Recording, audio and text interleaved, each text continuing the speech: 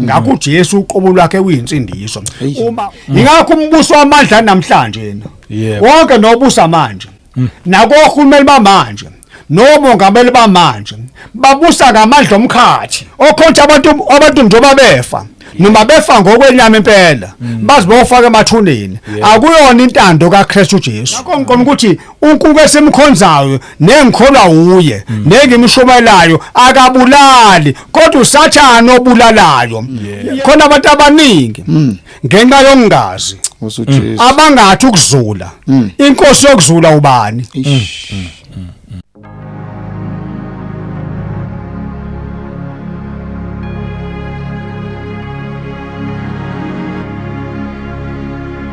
Welcome once again kwiKota 2 Media. Igama lami ngumduduzi ngwakashabangu. Asibingelele sibonge umoya ongcwele khona phakathi kwethu kuumusa kuuthando silokho sihlangana njalo sizokhuluma indaba ezimnandi. Ngibingelele nje abangcwele kwizindawo zonke. Mhlawumbe yaqala ukuhlangana nale channel ngizothi ungashintshi ungayendawo. Like asikhuluma indaba ezimnandi eyithinta umuntu kanye noNkulunkulu akukho kunye asizazi ezinye. Mhlawumbe bezikhona ezingabe sayiletha sizazi vele ngeke siyilethe ngoba sizazi azikho. Sanibingelela nje bazalwane sibonge ngama comments amahle sibonge ngokulike ngokusubscribe ukukhulisa lo msebenzi Jesus nange support nakuma channel partners senibonga bazalwane kakhulu enikwenzayo nje kukhulu ngabuka nje ngento encane kanti kukhulu ngendlela esimangaliso yonke support muyikhuleko nabadebe eqhamuka nangeminikelo mina ngikholelwa ke ekuthini nabantu babonge nje kuhle nje ukuthi babonge bayakhuthala futhi nabo mawubabonga so nje siyabonga kakhulu bazalwana kusekhona okwami lokhu okwasembusweni Jesus njengoba nizwa ke nje lokho niyezwa ukuthi hayi khona babungubani la ukhona umpostoli ukhona futhi nomongameli uDlamini ngempela bakhona sinabo Jesus Lord hayi angifuni mina ukubakhulumela sekusekhaya kubo ukuthi nje babingelele kuphela amen yebo siyabonga egameni lihle lomfundisi uJesu Kristu waseNazaretha sibingelele kumphathi wethu yebo umphathi ohlelo umphathi steshi uNkulunkulu ambekile kulesi sikhathi siyabonga kakhulu amen ukudlulisa indaba zikaNkulunkulu kungagcini nje ngokuthi sihambe lamabandla kuphela kodwa na kuma platform manje siyabonga kakhulu kuyisibusiso kusenza ukuthi sithobe sihluleke ngisho nakubingelela mekuthiwa sibingelele bangcwele ngoba yabona mekuqhamuka indawo ekanje uyazi sikuzozwa abantu abaningi nabakade bengalinakile ivangeli bayakwazi ukubona umuntu edlule ebheka ekwazi ukuqalaza ukuthi kushunyelwa ngoJesu so lokho siyakubonga kakhulu asisangala ngoba mhlambe sithi hayi mhlambe umfundisi mhlambe ongalitholanga lethuba ukuthi ezelana noma abahola abathize abangazanga mhlambe ukuzoshumala phakathi kwalendawo bengathi mhlambe thina singcono kunabo noma mhlambe sizohlambalaza mhlambe abantu abathize noma nikhona mhlaba amaqhubu noma izini kodwa umusa nje kaNkulunkulu nathi ukuthi sibe la kule ndawo kodwa kusho ukuthi mhlawumbe ngonyaka ozayo sobesila kodwa nje umusa kaNkulunkulu lokho usithathile usilethelana so ivangeli liqhutsheke lishunyayelwe ngendlela nje eziningi bangcwele siyazi abanye kuma TV nje nasendaweni ehlukahlukene bangcwele abanye itetamu ngokwethudo ehlukahlukene kodwa sina sibonga uNkulunkulu ukuthi kulesi story nje sabazalwane sibe khona sikhulume lezi indaba ukuthi hayi uJesu Kristu waseNazaretha njengoba wayesindisa ekuqaleni namanje usasindisa yoze kushaya ingona phakathi esindisa okuhle nokuthandeka ukuthi akasekho uJesu noma ayisekho enye inkosi esazobuye futhi ibe khona ngaphandle kwenkosi ethu uJesu Kristu waseNazaretha ekwazi ukutakula umuntu imkhipho odake noma ekwazi ukusindisa uJesu akasekho umunye uJesu bangcwele yilo wafa efela izono zethu washiya ubukhosi ezulwini weza lemhlabeni bangcwele engonanga yena thina sonile senzile okubi wazi usitakula wasithanda bangcwele sibabe kodwa wasiqoqa wasiletha la kule ndawo wasiletha enkonzweni wasipha amandla ukuthi siqhubeke kule ndlela so nje siyakubonga kakhulu lokho nawe sithi mlaleli mbukele emakhaya uyena lo Jesu esimmemezelayo akasekho omunye esiyommemezela futhi akasekho omunye uJesu oyothi futhi uyophinda aqhamuke kodwa yilo esimshumayela esimthathela ezweni bangcwele uyaphila nakithi ashumayeli into esingathekayo noma into esingabazayo kodwa sishumayela uJesu Kristu waseNazaretha ukwazi ukusindisa umuntu noma kuthiwa kade edla idakamizwa noma kade kuthiwa kade feba noma kade enza yonke into ejola enza yonke into ezibukeka zingcono emhlabeni kodwa sithi uJesu Kristu waseNazaretha uyena onamandla thina sinawo amandla ukuthi siyokhipha abantu emathaveni noma kuphi longacabanga khona kodwa uJesu uyena yedwa lesimshumayelayo onamandla okwenza lo msebenzi. Siyabulisa. Amen. Siyabonga. Nkosi yezulu. Amen. Siyambonga ophila kuze bephakade. Yebo. Siyambonga yena yedwa ongcwele. Amen. Egameni lenkosi Kristu Jesu ngiyabingelela kakhulu abalaleli bonke eindaweni zonke nababukeli emakhumbi noma nomhlaba lapho kufinya khona lesi station sekwata 2 meter bonke abangcwele ngiyabingelela kwelihle igama lenkosi ethu Kristu Jesu. Ngibingelela kakhulu nomphathi station ubaba uShabango. Siyambonga kakhulu uNkulunkulu nangaye ukuthi uNkulunkulu kwaba kuhle kuye ukuthi ammise kulesi sikhathi aphinde futhi amsebenzise akubeka enhlizweni yakhe nasemqondweni yakhe ukuthi kube khona lesiteshi sekwata 2 meter esizokwazi ukusabalalisa izindaba zevangeli egameni lenkosi Kristu Jesu.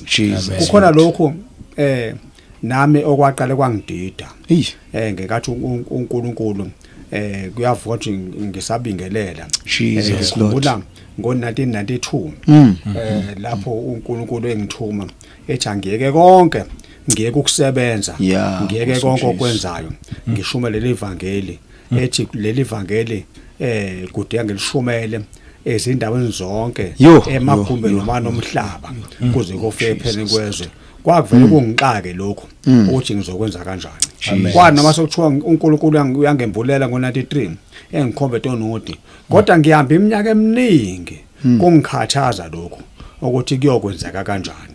Yazi bengibuza ukubathi ngibuza njengoMaria intombi eyayibuza amathuzo uzokhulela uzalo umntwana ikuyokwenza kanjani lokho kungayazi indoda nami kanjalo nami benginalo mbuzo isikhathi esiningi iminyaka eminingi noma ngimibona uNkulunkulu esebenza engisebenza kodwa uthi kuzokwenza kanjani ukuthi ngihambe endaweni zonke. Number 1 anginawo nemali okuhamba anginamoto futhi okuhamba anginamandla mhlambe nokuhamba ukumisa amatende nekabantu ke ngibone bemisa amatende ngikwenza kanjani kodwa manje kuthe mase uNkulunkulu engefinyelelisa kulesi station sekwata 2 meter kwafela lapho kuba khona ianswer kuba impendulo uthi nansi indlela uNkulunkulu ayisho ukuleli ivangeli lidinga emakhumbi noma nomhlaba ngamhla fika umhla wokuphela. Ngakho siyambonga kakhulu uNkulunkulu ongathi nombani lapho elalele khona endaweni zonke kusukela eqaleni kuze kufele epheleni kwezwe angadini ngokulalela angadini ngokuzwa nje athi ngizwile kodwa bese kumbuleka ukuthi ezwe bese yayithinditha bese yayisesha ukuthi esezwile makuthiwa liyakhala icilo ngomanje emva kokuzwa uzomhlangabeza noKristu kune sekufisayo ukuthi angabikho ozosala. Kukhona umhlabelelo ukuthi kuyoba mnandi sesiphelele sesonke ezolweni ngoba siyazi ukuthi sinezethembiso zethu sizibekelwe. Inkosi nibusise. Amen. Amen. Hayi sayibonga Nkosi. Khuluma izinto kudala emva kwesikhathi bese yayifezekile. Kuye kuneqiniso lonke lisho njalo izwi. Amen. Lithi uyiqiniso. Uyindlela uyiqiniso. So sayibonga Nkosi. Hayi angeke mina ngisasho lutho. Ngidedela kunina abafundisi eyeni le ndaba. Siyambonga ophila kuze bephakade. Amen. Ngiyakhumbula ngegeme edlule sidina lana estation sekwata 2 meter. Amen. Sagcina sikhuluma ngokuthi sikhuluma ngemvelaphi yebandla likaKristu Jesu ukuze ngoba ithi incwadi kaHosea kusahluko 4 uverse 6 ithi abantu babhubha ngenxa yokusololwazi ngakho ngendlela uNkulunkulu uma ekhuluma kanjena ngalelizwe kuphoqa ukuthi kubalekile ukuthi abantu lize uma lethi abantu kusho ukuthi kungabi nalwazi kuyabulala ngakho kubalekile namanje uma sithi uKristu uJesu uzobuya ezolanda ibandla lakhe kubaleke ukuthi bazi abantu ukuthi ekugcineni uzolanda ibandla lakhe elinjani lelazolanda ekugcineni futhi makuhle enkosini ukuze kufinye lapho bazi kahle ukuthi noma ngathiwa phakathi kwamabandla onke amanye akhona emhlabeni libonela ngane noma lobonela kanjani elikaKristu uJesu ukuze bangahlali behamba ebumnyameni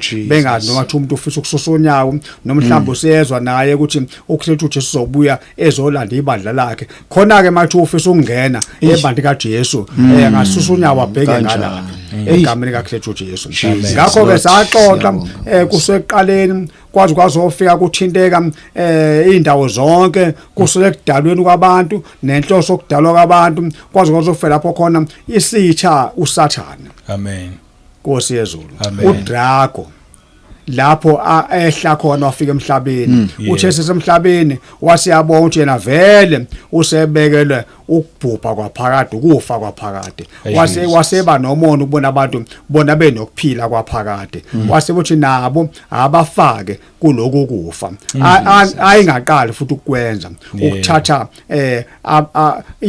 abantu bakaNkuluNkulu waqala ngokuthatha izingelosi ezulwini wathi namasonile wadukisa nezingelosi lezi nje seyibizwa ngamademoni uSathane kwengakazi abanengelosi kodwa wazi edukisa kanjalo uthi masefika emhlabeni wabona akangagcini ngokudukisa izingelosi kodwa aphinde futhi adukise nalabantu athi uNkulunkulu ekhuluma encwadi kaGenesis kusahluko 1 verse 26 emva kokudala konke Nkosi yezulu uNkulunkulu uthe masezodala umuntu wathatha elinyizinga kwafela lapho khona ezekhuluma ephimisela ethi manje masenza abantu ngomfanekiso wethu basifuza bangadingi usifuza babuse futhi emhlabeni phezulu kakho konke sekudala uyabona uNkulunkulu wesinike ukuthi simfuze waphoya ukuthi simfuze ukuze benento ezophatheka uthi njoba naye engumbusi phezulu kakho konke nathi sibuse futhi phezulu kakho konke akudalile ngakho siyambonga ophilayo egameni kaKristu Jesu uSathane ke wafika ke machaza izwi lenkosi ngenkathi ezosiqabisa noNkulunkulu ezodukisa abantu emhlabeni wafika wafaka isono ayekade azi ukuthi mase ebafaka esonweni mofe incwadi kaGenesis kusahluko 3 bokwathi esasizozala ukufa okwathi ngempela masefika ubaba uJehova esethula igwebo wagcina sesho kuAdam kumuntu wakhe emdala emthanda engambekela ukuthi ngelanga ngafa wathi sethi ngenqothu ulalela umkakho ngakho ke usophila kabuhlungu emhlabeni uphile ngokusebenza kanzima uphile ngesithukuthuku sakho uze ubile emhlabathini njoba wathathwa kumhlabathi njoba siyathi phela umuntu ngenkathi edalwa egcina uNkulunkulu wambumba ngomhlabathi egameni kaKristu Jesu ingakho namhlanje sisaphila futhi siqhubeke khona lapho ukuze makukuhle enkosini kuze kufike lapho khona kuzocaca konke kube sobala ukuthi egcineni ibandla kaKristu Jesu lavela kanjani kwahamba kanjani ukuhleleka kwalo kuzofela lapho khona njoba komanda uKristu Jesu ezobuya ezolanda ibandla lakhe ingakho masifunda izwi lenkosi lapha encwadini yabaseRoma egameni lenkosi uKristu Jesu siyakhumbula sagcina kuvethu uNkulunkulu masekhipha igwebo usiyakusho kaDami ukuthi ngenqothu ulalela umkakho usophila kabuhlungu udle kabuhlungu uzobuyela emhlabathini ingakho lana sizwa umphoso Paul esho kwabaseRoma ebachaza ethi isono yini esilethayo emhlabeni lesono esalethwa uSathane ukuze abantu baxabe noNkulunkulu bese beyafa kwabaseRoma kusahluko 6 verse 23 amen ngokuba inkokhelo yesono ingukufa kepha isipho somusa sikaNkulunkulu singukuphila okuphakade kuKristu Jesu inkosi yethu uyezwa lana kubeka into uPaul ubeka into eziwu2 kule verse eyodwa yebo uthi inkokhelo yesono ingukufa ngakho isono uSathane wezilethe emhlanje azi ukuthi mase abantu besenzele isono bazohola ukufa. Amen. Nkosi yezulu. Ngendlela sathana amzonda ngayo umuntu. Yebo. Kodwa ngenxa ukuthi uNkulunkulu uyasithanda, waletha uJesu. Yes. Lithi kepha isipho somusa uJesu egcina saphiwa yena. Yebo. Sika uNkulunkulu singekuphila okuphakade kuKristu Jesu inkosi yethu. Amen. Ngakho ukuze lokhu kufa kwalethwa ngesono ukuze usinde kukho udinga ukuthi uzuze uKristu. Yes. Bese uba nako ukuphila okuphakade. Amen. Nkosi yezulu. Ukuze kugcineni ngoba ngokaSathane wayefuna abantu bathi mabefa uma befica lokufa bafe babuyele emhlabathini bafe bafukufa kwaphakade abangeke baphinde babonakale. Amen. Kodwa uKristu Jesu useze kokunqanda lokukufa ukuthi bonke abazomvuma emhlabeni bonke abazovuma ukuthi babe ngamaKristu baphinde babuyele ngoKristu Jesu endaweni uNkulunkulu ayebabeke kuyona ekuqaleni bazobe sebezuza ukuphila okuphakade kunoma kuthiwa kufika isikhathi solenyama kiyafa kwavele siyazalwa ngokwesono kodwa ithi nomifa kodwa ife kukhona ukuvuka kwaphakade ungafi umphefumulo wona. Jesus Lord. Nkosi yezulu. Amen. Amen. Ngiyafisa sifuna phana kwabaseRoma kusahluko 8 uverse 44. Abo John 8 verse 44. Ngoka John kusahluko 8 besikade sifunda abaseRoma kusahluko 6. Safuna uverse 23 mase sizofunda ngoka Johani kusahluko 8 uverse 44. Amen. Nina ningabakayihlo uSathane nithanda ukwenza izinkanuko zikayihlo yena wayengumbulali wabantu kwasekuqaleni akemi eqinisweni ngokuba iqiniso lingekho kuye Lan nxa ekhuluma amanga ukhuluma okungokwakhe lokhu engumqambe manga noyise. Wow. Lana uKristu Jesu ukhuluma kubantu njengoba lithe izwi lenkosi esiqale ukulifunda lathi inkokhelo yesono ingokufa. Amen. Kepha isipho somusa sikaNkulunkulu singikuphila okuphakade okukuKristu Jesu. Jesus. Lana uKristu Jesu ukhuluma kubantu ababekade bengakholwa nguye futhi bengafuni ukukholwa nguye. Usiyabatshela kuKristu Jesu ukuthi nina futhi baba bemelana naye nina ningabakayihle uSathane ngoba mongakakholwa uKristu Jesu ungokaSathane. Amen. Uma nje ungakholwa uma ungasindisiwe ungokaSathane.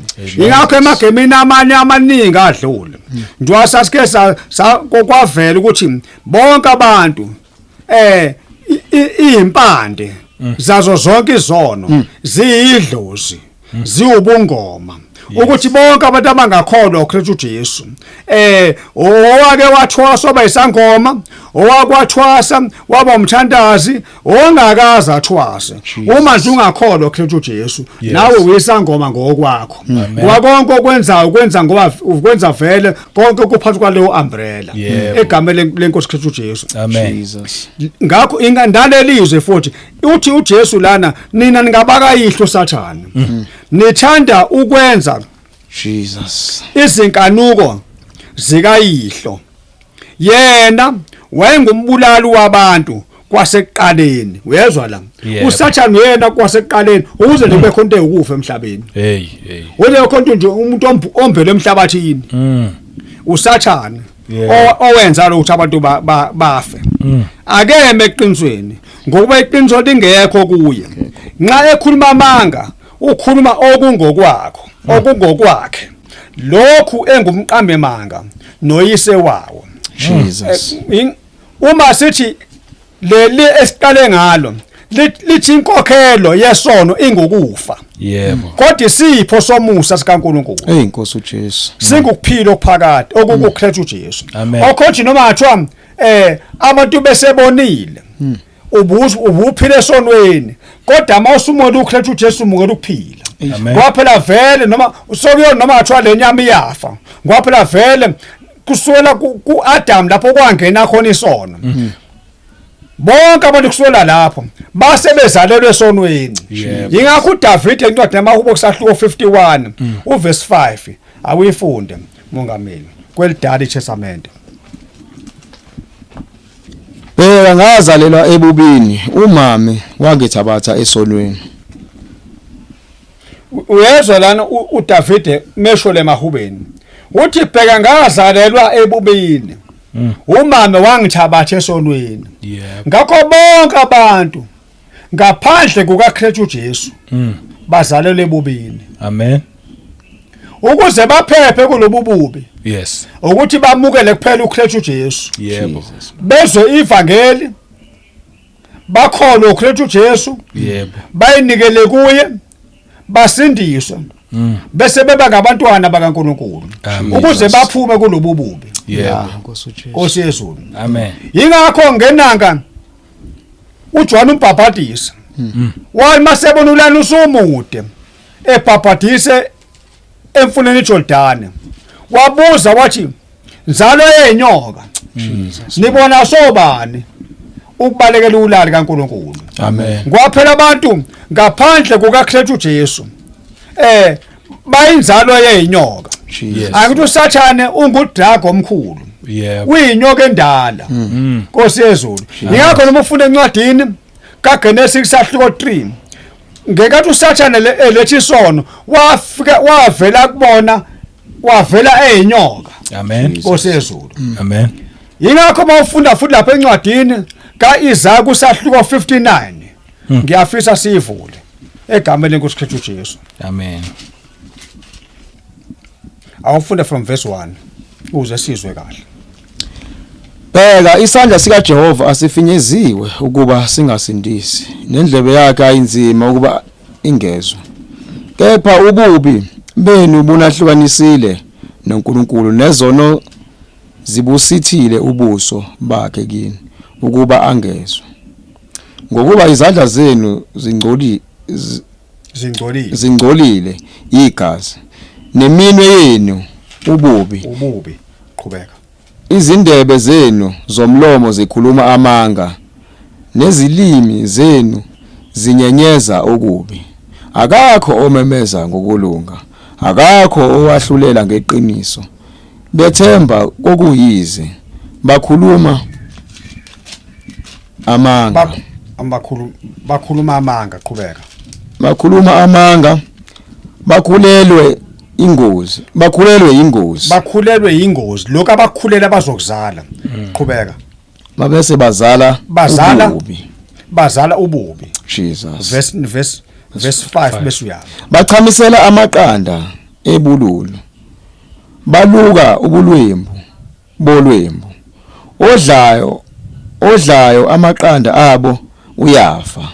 Okuchotshozwayo kuqhamuka kuyibululu.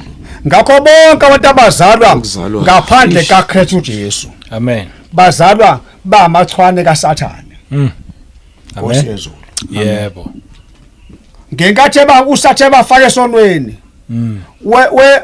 Ngenxa yesono webathengethi babe abantwana bakhe.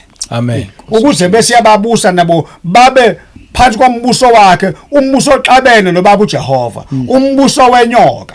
Athi uSathane mhlephonsa phansi emhlabeni, kwathi uphonswe phansi udrago omkhulu inyoka endala. Jesus. Yeah. Ethiwa umhlebi noSathane odukisa izwe lonke. Amen. Nkosi yezulu. Amen. uKristu Jesu bese yona incwadi esiqale ngayo abaseRoma 6:23 ithi kodwa kunesipho somusa sikaNkulunkulu asilethile emhlabeni. Yebo. Sona singukuphila okuphakade okuKristu Jesu. Amen. Eliziveze izwe enkosi uthi inhloso okuza kaKristu Jesu icatshise ngokusobala. Mawufunda laphana kuJohane wokuqala. Yebo. Hayi ngokaJohane. kuJohane wokuqala kusahluko 8 uverse 6. Amen. Ukuthi inhloso okuza kaKristu Jesu kwakukuza kochitha imisebenzi kaSathane. Johane wokuqala kusahluko 3 uverse 8. Owenza isono ungokaSathane ngokuba uSathane uyona kwasekuqaleni. indodana kaNkuluNkulu yabonakaliswa ngalokhu ukuze ichithe imisebenzi kaSathane. Ukuthi uJesu inhloso yokubona kwakhe emhlabeni. Athi uSathane weselethile imisebenzi yakhe. Amen. Wasiletha isono kubantu. Yebo. uJesu kuzabonakaliswa kusukela ezezalwa uMaria. Inhloso yokuza kaKristu uJesu emhlabeni eyisipho somusa esiqhamuka kubaba uJehova. Amen. Lesi sipho sasizochitha imisebenzi kaSathane. Ukuze bese siphila imisebenzi kaSathane ichithiwe empilweni zethu. Bese sibuyela sibe ngabantwana bakaNkuluNkulu. Amen. Nkosi yezulu. Amen. Ingalitho wenza isono ungokaSathane. Owenza isono usaqhubeka lapho. Ethina beyichwane likaSathane. Amen. Nkosi yezulu. Ngokuba uSathane uyona kwasekuqaleni. Indodana kaNkuluNkulu. Indodana kaNkuluNkulu uKristu uJesu.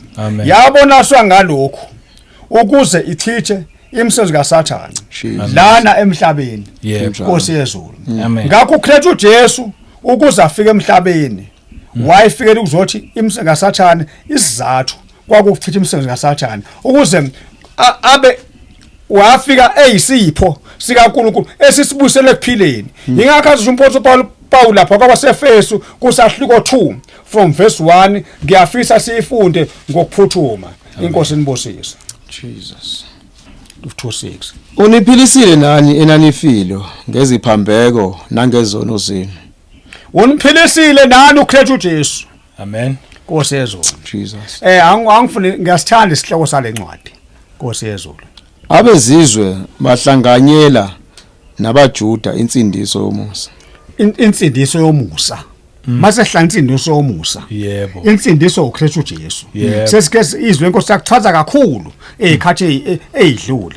Kusula naye nkathi uJesu kutshela kwazi kwatshela ngisho Maria kwathi uzozala indodana uyiqambe igama lokuthi nguJesu ngoba yena osindisa abantu bakhe ezonweni zabo. Ngakho uJesu uqobo lwakhe uyinsindiso. Uma ukholwa uJesu ngenhliziyo kube ngokulunga amalichazwa kwabaseRoma kusahluko 10 from verse 8 bese ngomlomo bese uyavuma bese ngokusindiswa ngathi uvuma uJesu. Ngakho lithi lenkosi uniphilisile kuKristu uJesu. Amen. Nani enanifile ngeziphambeko nangezono zenu. Amen. Ngokubona insindiso. Ingakho lithi lenkosi isipho lensindiso somusa esivela kubaba uJehova. Qhubeka. Verse 2. Elanikade nihamba kuzo ngokwendlela yalelizwe ngokombusi wamandla omkhathi ongumoya osasebenza kubantwana bokungalaleli. Kulom Nkosi uniphilise. Nkosi yezulu nanifile ngeziphambeko nangezono zenu. Enani kade nihamba kuzo lezi zono zenu. Amen. Ngokwendlela yalelizwe. Ngoba lendlela lelizwe indlela yesono. Ngokombusi wamandla omkhathi. Ingakho umbuso wamandla namhlanje yena. Wonke nobusa manje. Nakohulumeni bamanje. Nomongameli bamanje. Babusa ngamandla omkhathi. Amen. Ababusi ngamandla kaKristu uJesu. Ingakho konke abakwenzayo kumatshe nenhlelo zonke abayihlelayo. Yebo. Nkosi yezulu. Amen. Bahlela inhlelo zamandla omkhathi. Bahlela inhlelo abaze bakhe ngisho abantu akuzoba abantu bayibona cha nabo kukhona bakwazi ukwenza bezenza nabo ubafuna ukuba njengoNkulunkulu bakhe abantu babo osotho amanje kodwa baqala basebenza ababiza ngama robot abalambisa abanguza abantu bakaJehova basola umsebenzi. Yindaba benze kanjena ingoba babusa ngamandla omkhathi.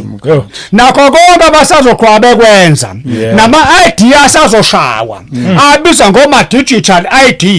Nabaye ngoba lokhu bekwenza mhlambe bekwenza ngoba njena mhlambe ngokuthanda kwabo ingoba bekho phansi kombuso kaKristu Jesu baphushwa umoya wamandla omkhathi.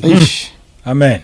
Nabo mabengathola umusa yebo bangaphuma kulamandla omkhathi. Amen. Nkosi yezulu basindiswe baphiliswe phansi kwalamandla omkhathi. Yebo Nkosi yezulu nabo bonke abanye naka amandla kaKristu Jesu nanku umusa esawulethelwa uma usasulethelwa baba uJehova owasithanda ekuqaleni engakasidali ihle lisibonayo lingakasiboni wathi manje masenze abantu ngomfanekiso wethu basifuze babuse emhlabeni phezu kwakho konke esikudalile kubeka mongameli esasikade sihamba phakathi kwabo sonke ezinkanukweni zenyama yethu senza intando yenyama nengqondo emake mongameli uqedanga verse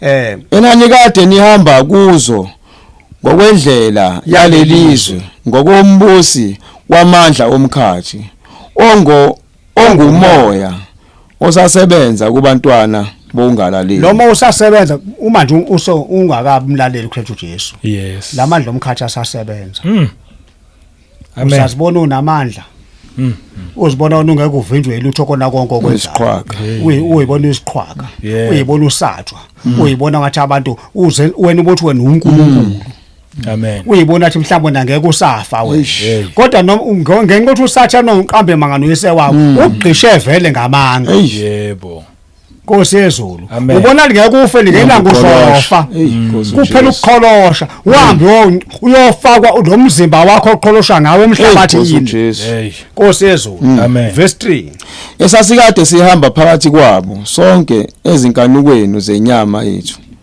senza intando yenyama neyengqondo sonke sasihamba kona lokho Jesus ngemvelo kwabo sonke ezikanukweni zenyama yethu sonke sahambe ezikanukweni kodwa sasindiswa ngenxa yomusa sakwenza konke kokwamanyala ngilana nje namahlanga usithe sekwatathomida ngaba isona esikhulu ngaze nami ngasebenzela isitha ngaba ngumthandazi ngabe isangoma ngakwenza konke ngihamba nabo bonke abafana bonke bongalaleli nami ngazibona nginamandla kodwa ngenxa yomusa wafinyelela empilweni yami amen senza intando yenyama nangengqondo ngemvelo sasingabantwana bolaka yebo njengabo bonke sasingabantwana bolaka njengabo bonke amen Nkosi yezulu Jesus qhubeka mongameli kepha uNkulunkulu ecebile ngesihawu ngenxa yothando lwakhe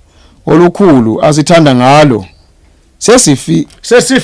sesifile ngeziphambeko wenza siphile kanye noKristu kungumusa nisindisiwe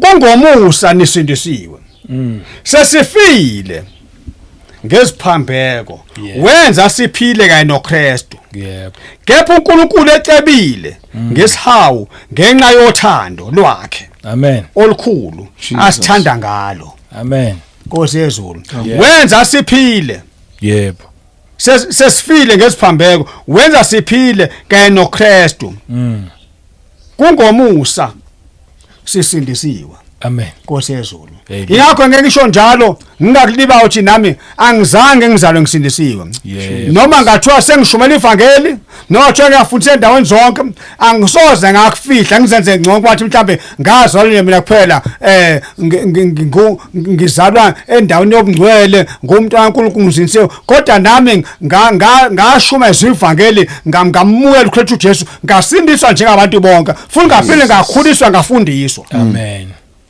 Nkosi yezulu amen usathane selichaze kakhulu izile nkosi ukuthi abantu bafa emhlabeni kungenxa yesono esalethwe usathane engadini ngothi abalethe isono kuphela efuna babe izitha nobaba uJehova babe futhi ngabafileyo bephila base baphinde futhi babuyele emhlabathini Jesus bephila bebaleka ngisho uNkulunkulu bengalifuni izwi kaNkulunkulu ingakho phela athi umphoso Paul laphana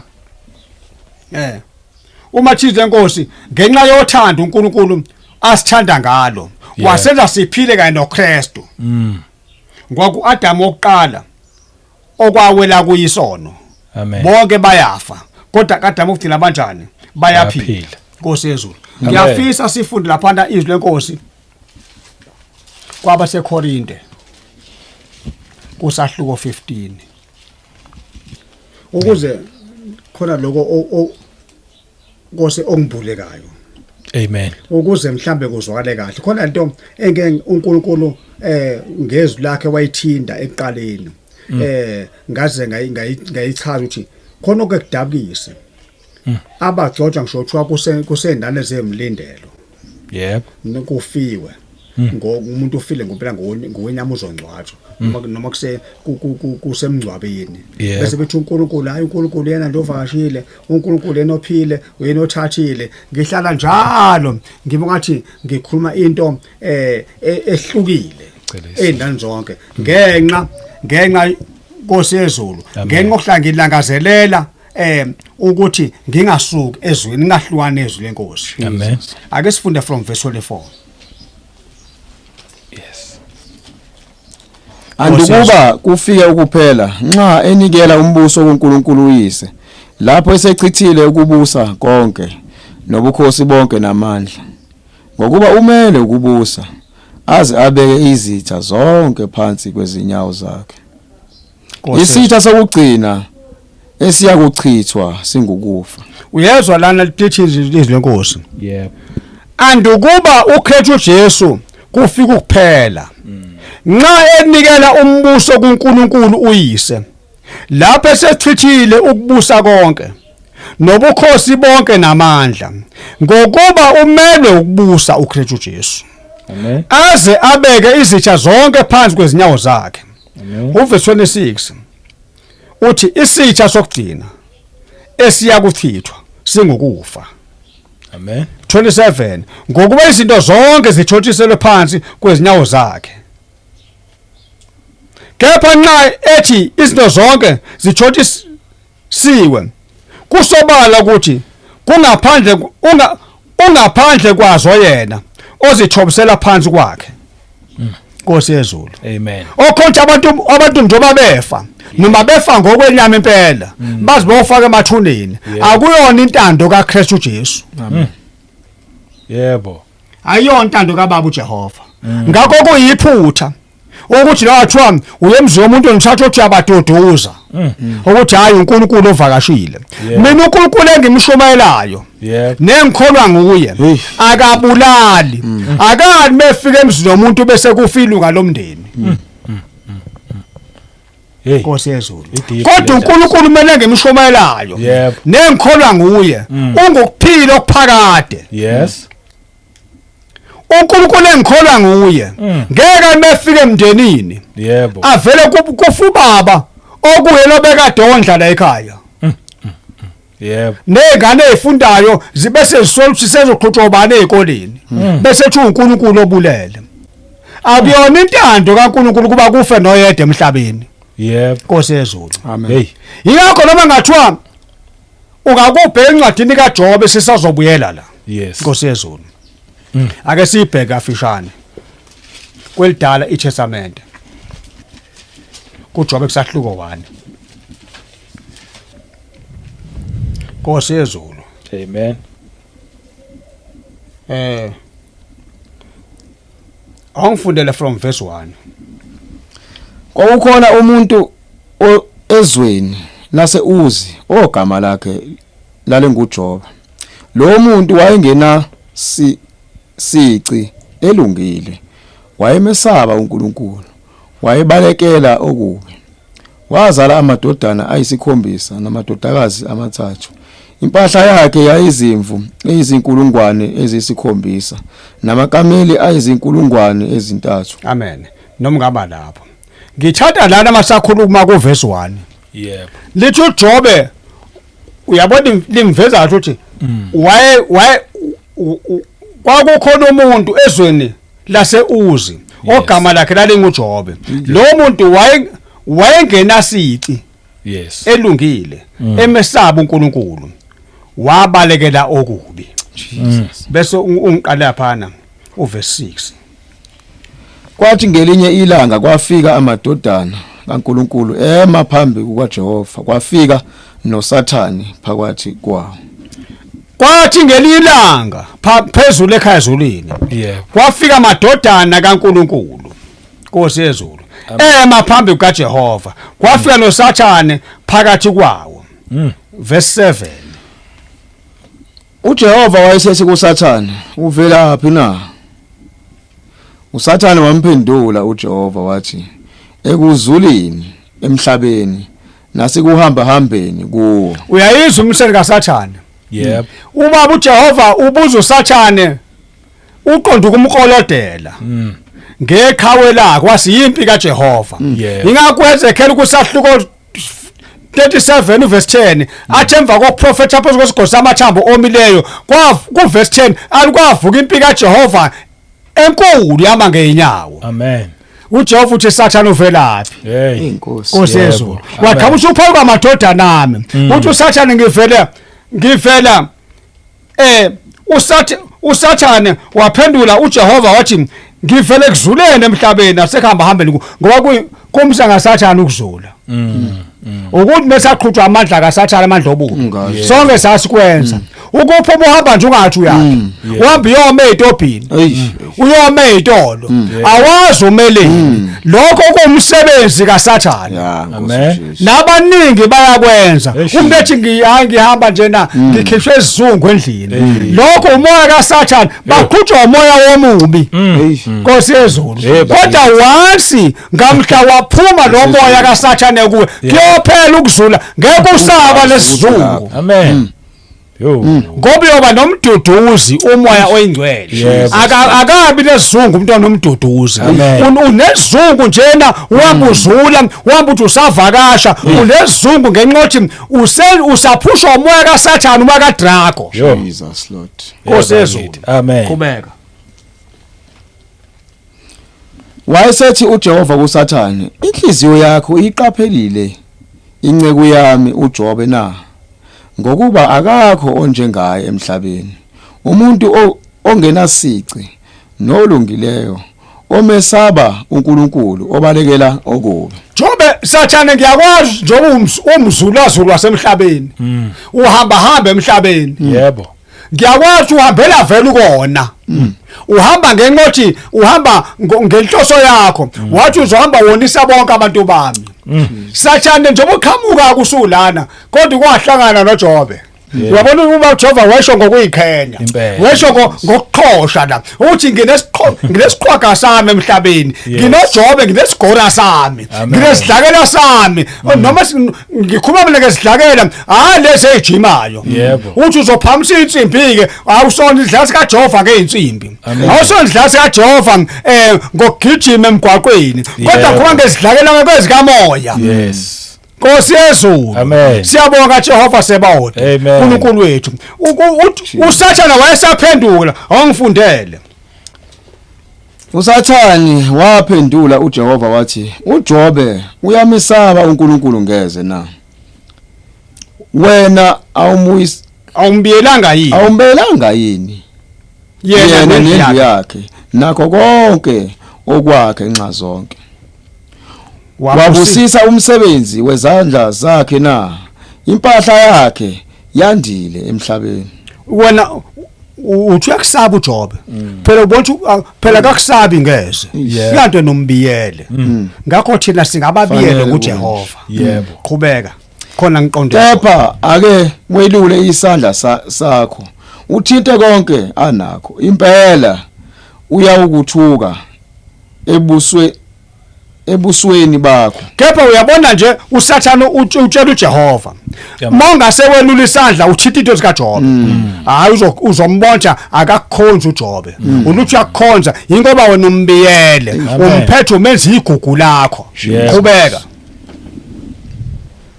12 Wathi uJehova kuSathane, "Bheka konke anakho usesandleni sakho kuphela uyena uqobo ungabeki isandla sakho."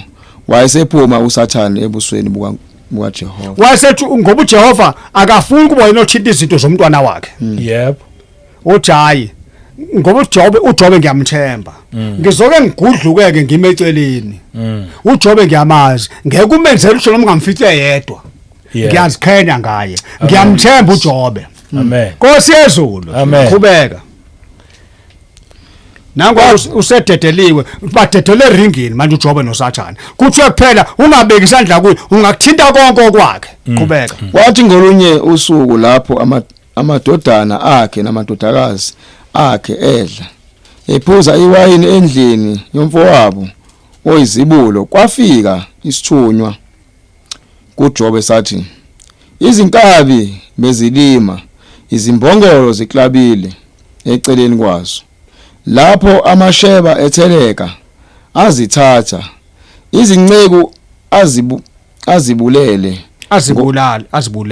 azibulele ngosiko lwenkemba mina ngedwa kuphela ngisindile ukuze ngikubikele Nkosi yezulu esakhuluma lokho kwafika omunye wathi umlilo kaNkulunkulu uwile ezulwini washisa izimvu nezinceko waziqeda mina ngedwa kuphela ngisindile ukuze ngikubikele Nkosi yezulu ngakho uSathane ekugcinela mangiyixoxa indaba yebo amadodana kaJobe abulawa uSathane ngenkathi uJehova ethe ngingamdedela uJobe nawe Sathane yes kuphela yena qobo lwakhe ungabeki isandla kuye kodwa ezintweni zakho ungayithinta ngakho waba negunya uSathane lokuthinta abulala imfo kaJobe abulala amadodana kaJobe wabulala konke amadodana kaJobe abulawanga uJehova amen kodwa ayebulawa uSathane ngoba uyena ombulala abantu kodwa uJehova akabulali yena amen Nkosi yezulu amen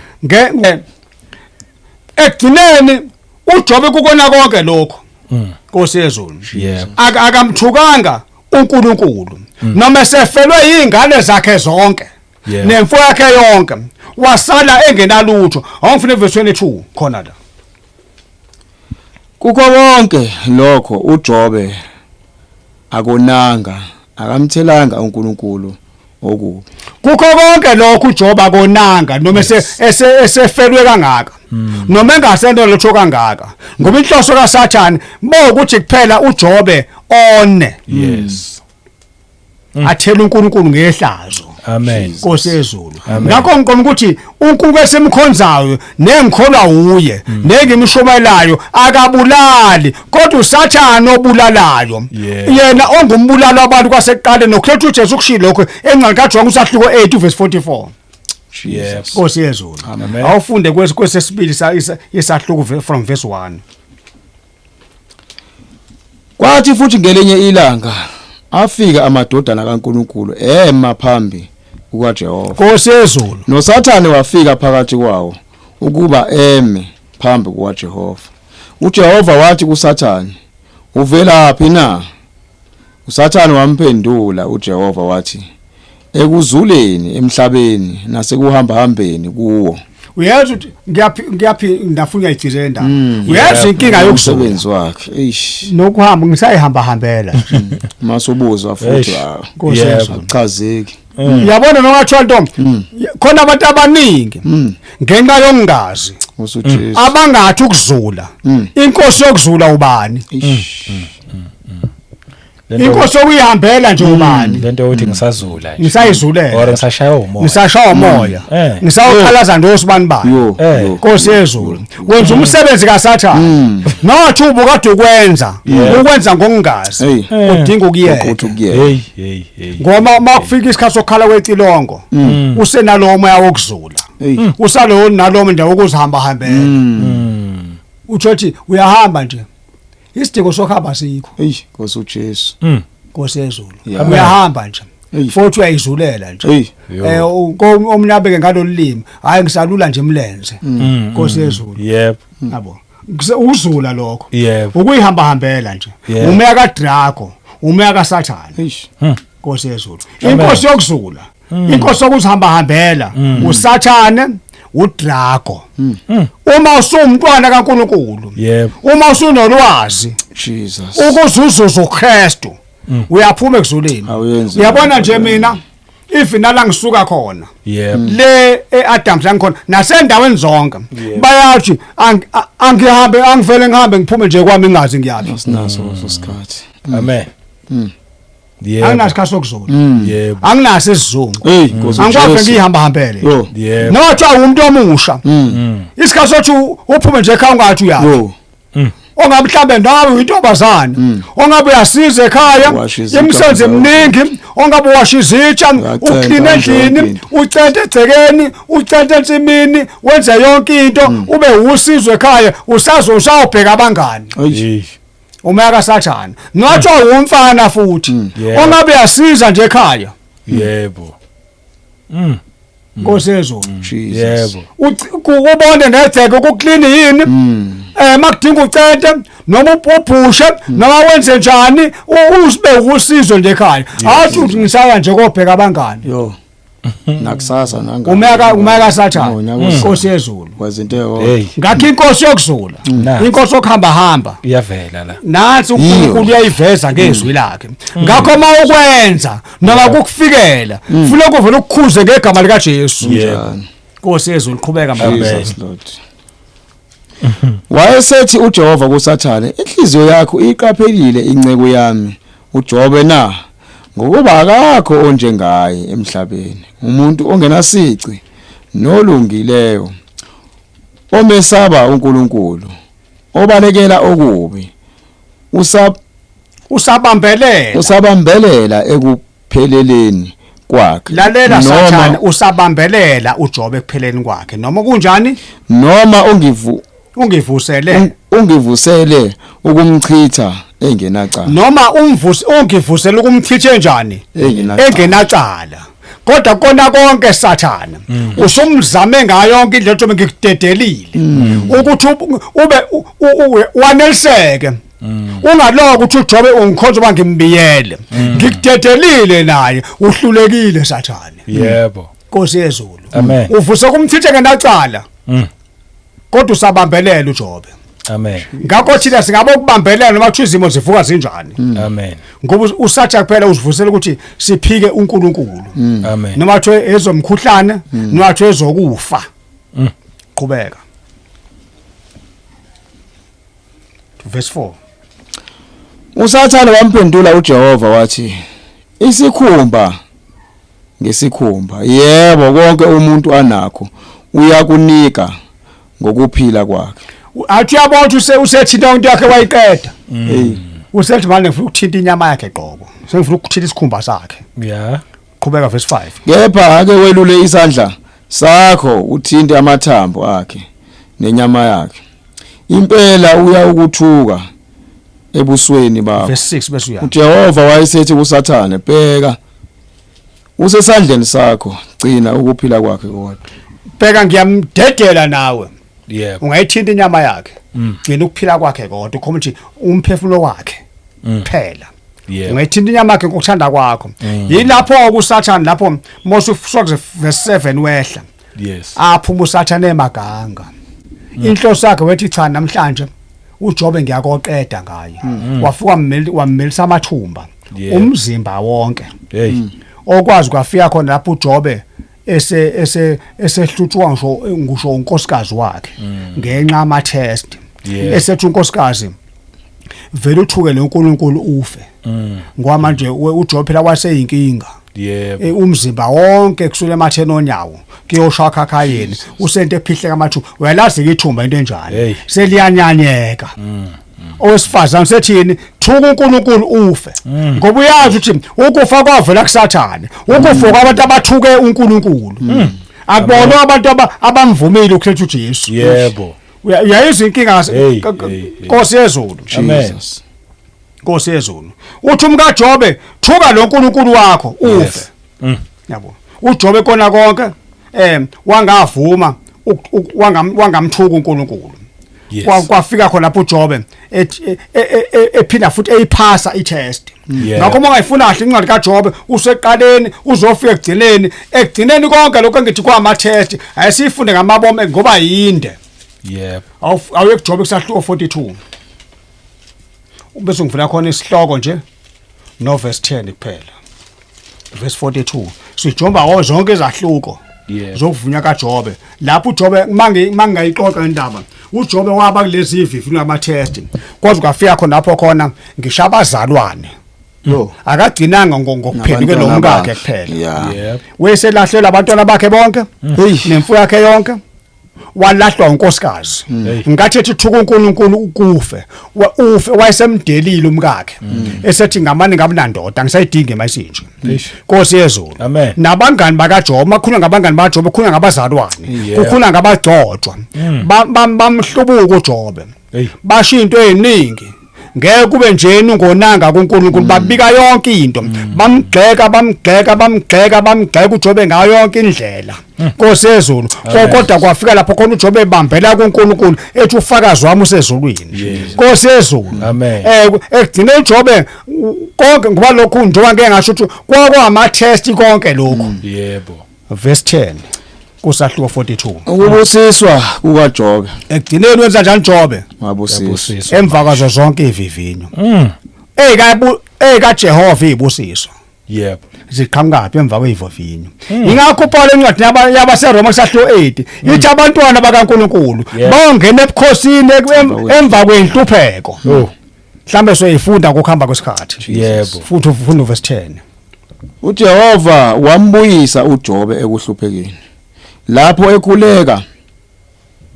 ekhulekela abangani bakhe wenezela kukho konke uJobe ayenakho ngokuphinda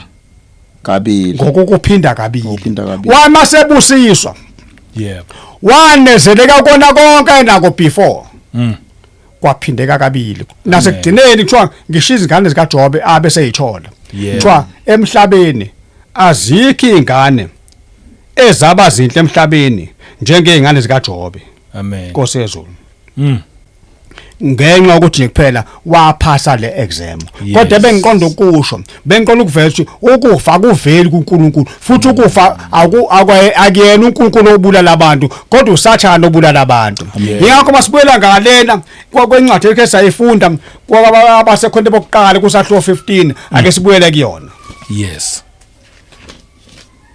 verse 45 15 verse 45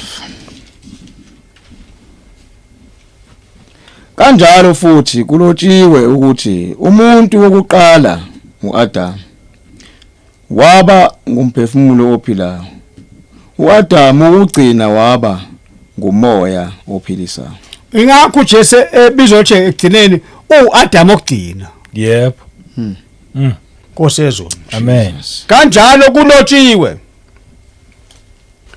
futhi ukuthi umuntu oqala uAdam waba ngumphefumulo ophilayo uAdam okugcina waba ngumoya ophilisayo 46 kepha okokuqala kusikho komoya kodwa okwemvelo njengoba uAdam okuqala wavela emhlabathini wabulwa ngenhlabathi okwemvelo bese kuba ngomoya lo khetha uJesu wavela phezulu umuntu okuqala wavela emhlabathini engowenhlabathi umuntu wesibili uvela ezulwini njengokuba enjalo owayengowasemhlabathini banjalo nalabo abangabenhlabathi nanjengokuba enjalo ongowasezulwini banjalo nalabo abangabasezulwini Nkosi yezulu amen lithi futhi njengokuba benesimo verse 49 futhi njengokuba benesimo songowenhlabathi futhi njengokuba besinesimo songowenhlabathi siyakuba nesimo songowasezulwini futhi ngenxa kaKristu uJesu ngakho akusekho ukufa kwaba kaKristu uJesu amen kodwa sokhona ukuphila okuphakade amen funda lokugcina bese ngikholisa kuzobe yokugcina Mateyu 6 verse 9 no 10 bese sifuna loLuka kusahluko 11 uverse 2 kuphela ngakho ke anokhuleka kanjeni ngakho ke bantwana bami bahlobo bami kusho ukuthi khetha uJesu la anokhuleka kanjeni ithi Baba wethu osezulwini malingcweliswe igama lakho mawufike umbuso wakho mayenziwe intando yakho emhlabeni njengasezulwini Nkosi yezulu amen ingakho ukhetha uJesu kuthe noma esifundisa ukukhuleka wathi asikhulele lo mbuso yes umbuso wokuphila okuphakade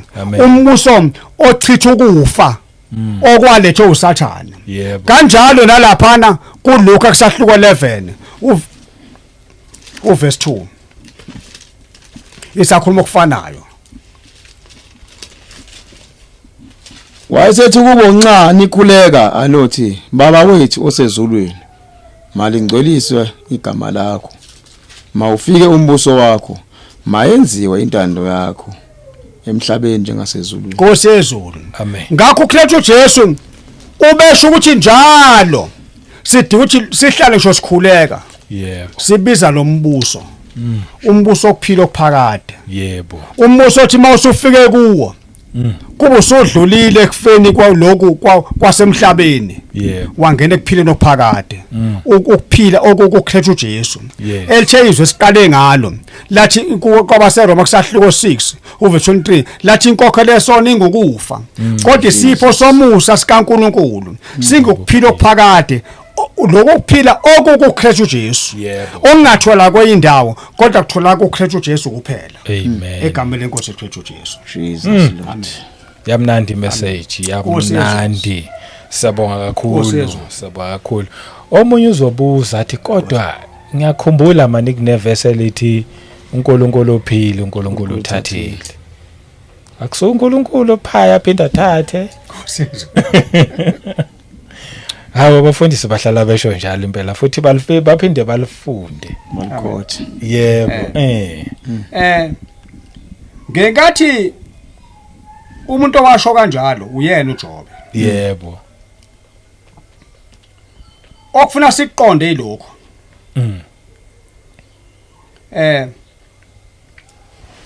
uJobe naye wayeumuntu njengathi sonke, njengami. Naye ngenkathi kwenzeka konke. Ngathi kwenzeka konke. Yebo.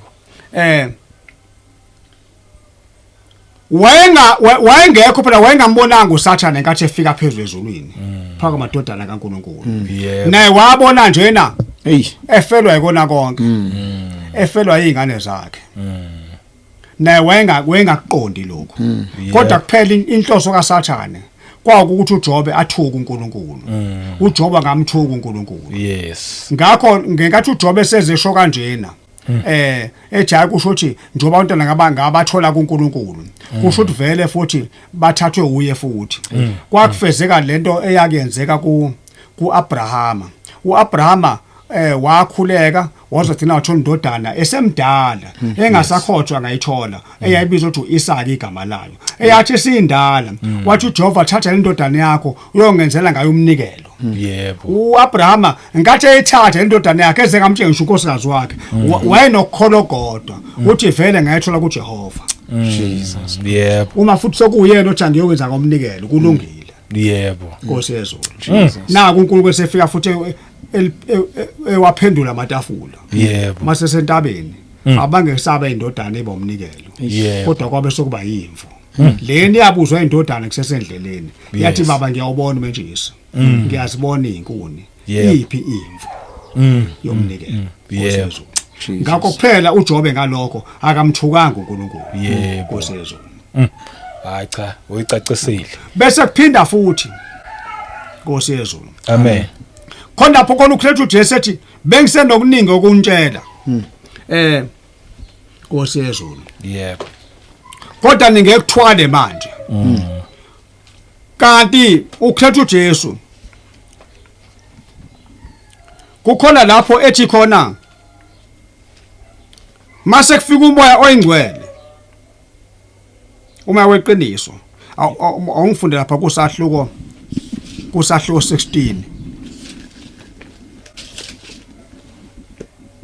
uverse 12. Amen. Ngoka Johane kusahluko 16 uverse 12. Ngisenokuningi ukuletshela wona kodwa ningekuthwale manje. Uyamuzwa uJesu lana? Yebo. Kuningi sebatshele kona abapostoli bakhe. Kodwa khona okuningi obusafana ngenitshele kona ningakwazi manje. Yebo. Kodwa ngene kuthwale manje. Nkosi yezulu. Amen. Kodwa neratsho kwamanje. Ngiyaza ningakakwazi lokhuyana. Obusafana ngenitshele kona. Kusho izwi lenkosi akusho mina. Akusho babungubane. Kusho ukuthi lithi kwasho uJesu. Yebo. Ukuthi ngisenokuningi kunitshela kodwa ngeke kuthwale manje awufuthi ivesi elandelayo 13 kepha nxa sefikile yena umoya weqiniso uza kuniholela kulo lonke iqiniso ngokuba akayi ukukhuluma ngokwakhe kodwa lokho akuzwayo uya ukukhuluma anibikele okuzayo kodwa masefikile kusho ukuthi nginitshelile mina manje kwesikhathi nginani yes kusho isikhathi manje sothi manje sengibheke esiphambanweni Nkosi yezulu amen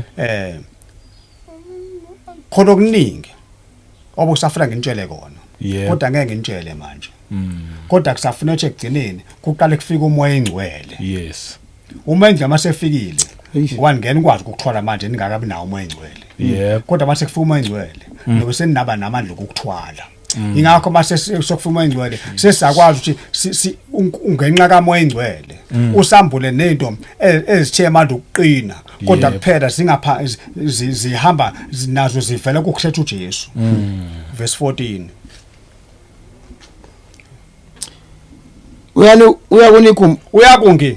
uyakungikhazimulisa ngokuba uyakuthatha kokwami anibikele khona uyobe lo moya engcwele uzongikhazimulisa yep kodwa nakho uzobe ezonitshela nenginganitshelanga mina kona manje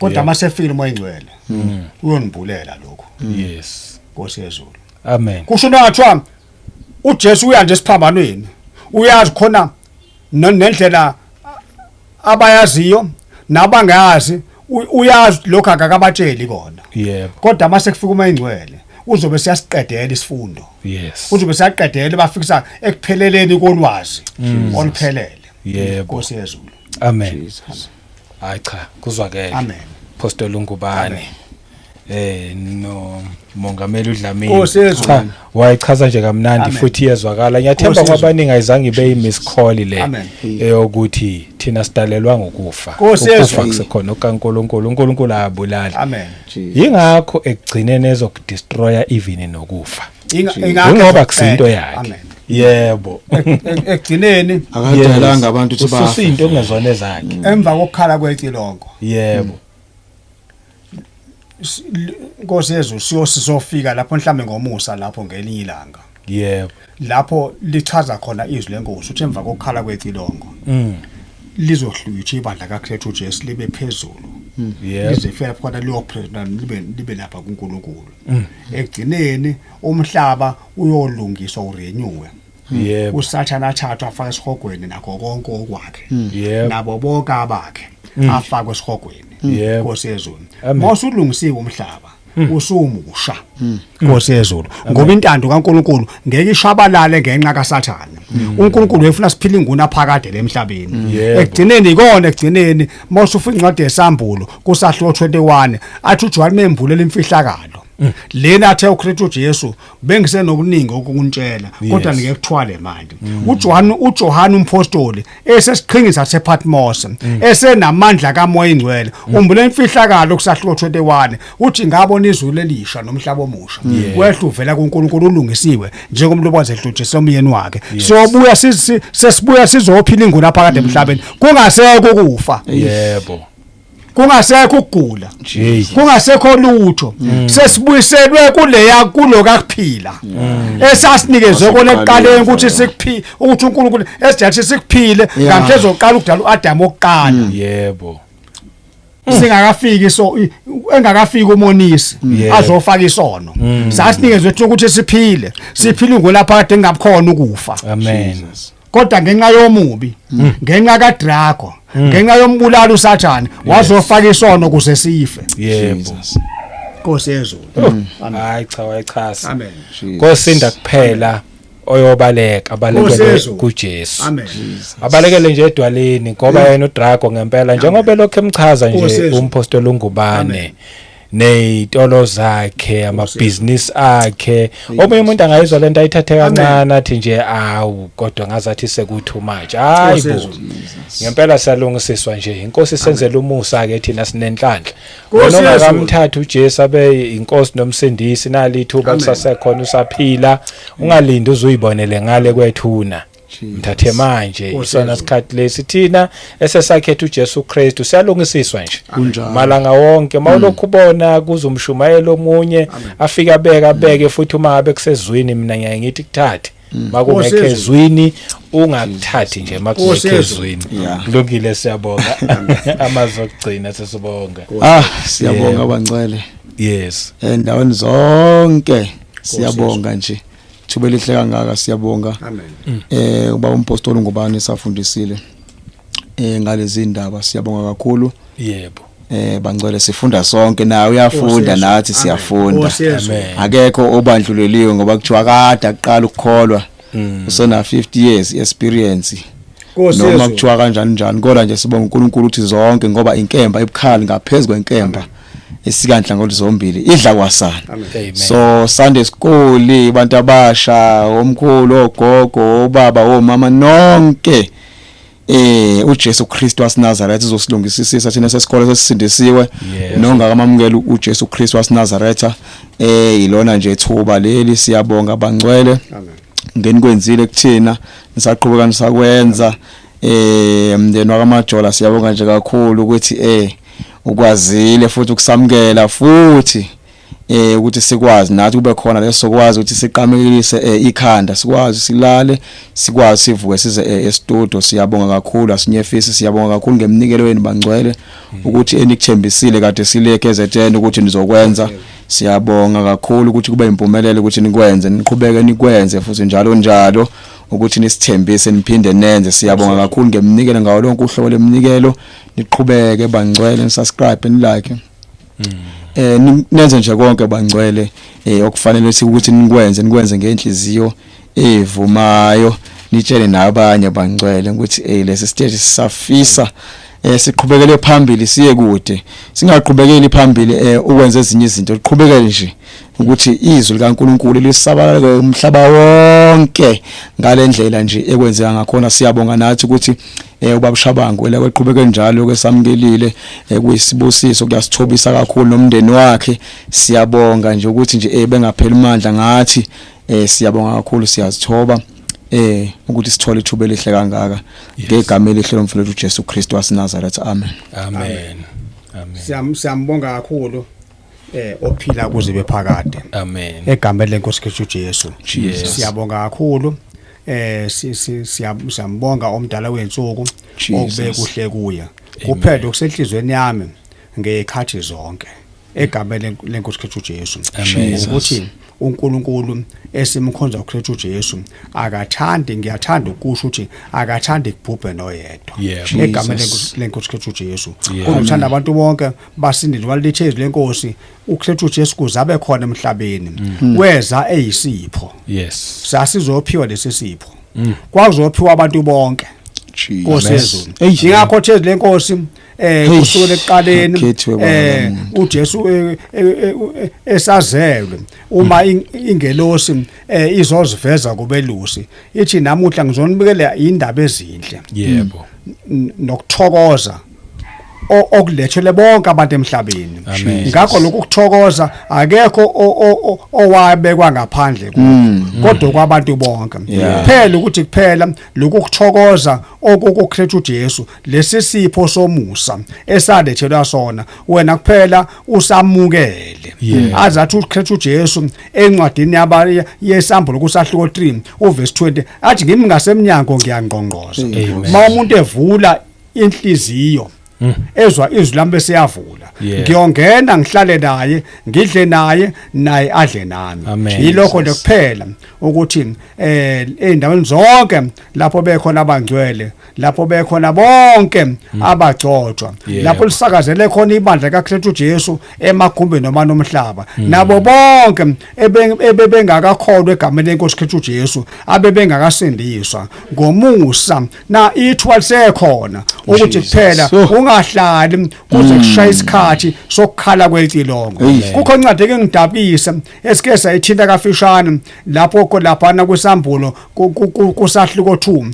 uverse 19 no 20 mayiqhubeka ngenzansi kafishane ngithi 21 uthi lo Jesus phela ngamnika isikhathi sokuphenduka kodwa akavumanga. Ngakho ngekathi kushumela ivangeli ingoba ubaba uJehova uKristu uJesu unika wena isikhathi sokuthi makudinga uphenduke. Inkosi enibusise.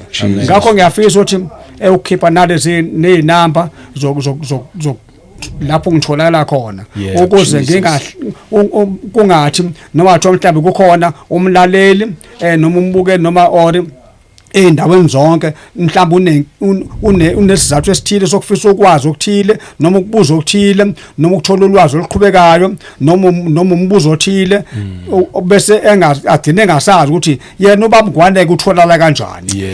Ngakho ke ingakho njalo ngiye ngithi angisoze ngayeka ukuyikhipha inamba zokuthi ngithola laphi kanjani. Anginaso isikhathi engithola ngaso uthi mhlawumbe ngithola ngasiphi isikhathi ngitholana noma ngasiphi isikhathi. Mawufona nje kulezi number yokuqala u072 151 3470 072 151 3470 eyesibili 061 254 2817 061 254 2817 izona inamba lezi ongangithola kuzo noma ngasiphi isikhathi isebusuku isemini inominini ngayinikela ukuthi mina njengomntwana kaNkuluNkulu ngiyisisebenzi sombuso ndewezulu ngiyisikhonzi sabangcwele kuze fike uKristu Jesu. Inkosi enibusise. Amen. Nasiyabonga kakhulu.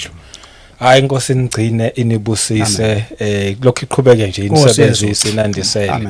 Siphinde sibonge nakumndeni wakwaMajola siyabonga ukuthi nje uvule ekhaya lakho uthi nje azingene lezi ingceko zikwazi ukuthi ishare lezi indaba sabonga kakhulu Nkosi inibusise.